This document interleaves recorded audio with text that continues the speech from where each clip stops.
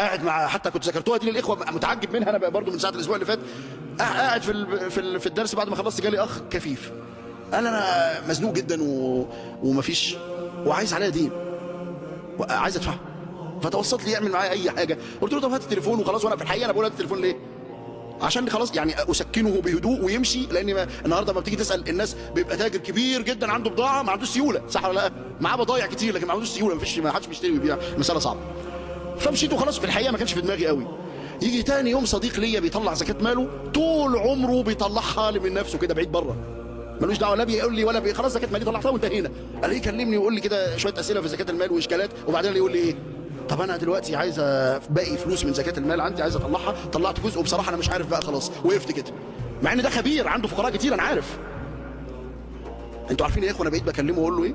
اقول له طب انا هديك تليفون اخ، لا اله الا الله، وانا بكلمه اعمل كده. افتكر هو انت عمرك ما قلت لي كده. انا قاعد اشاهد سوق الرزق للجدع ده.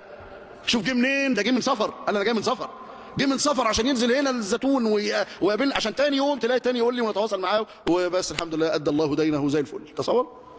فانا بطلع من جيبي انظر الى تصاريف القدر. عارفين يا اخوه تصاريف الارزاق؟ الارزاق اللي هي الارزاق العامه، يعني الفلوس والبدن والقوه والضعف والنظر والبصر والاذن والسمع، الكلام ده كله دي الارزاق. عارفين تصاريف الارزاق لو قعدت تتفكر فيها كده تتصدم ايمانيا، تشده ايمانيا، يحصل لك خضه كده. عارف حصلت لمين دول؟ لما شافوا قوم سيدنا موسى بني اسرائيل، لما شافت فرعون وهو ايه؟ قارون وهو ايه؟ وهو بيغرق، فخسفنا به وبدار الارض. هو الموضوع كان كده، انه بيرزق ببعض الرزق فيبتلى فيه، فهم شايفين تصاريف الارزاق عملوا ايه؟ قالوا وي دي يعني ايه؟ تعجب شديد جدا. يا خبر، شوف الشهاده دي، صدموا. وي كأن الله يبسط الرزق لمن يشاء ويقدر. ده صحيح، ده حقيقه جامده قوي الحكايه دي. توزيع الرزق وبسط انك تعيش مع ربنا سبحانه وتعالى في تصاريفه.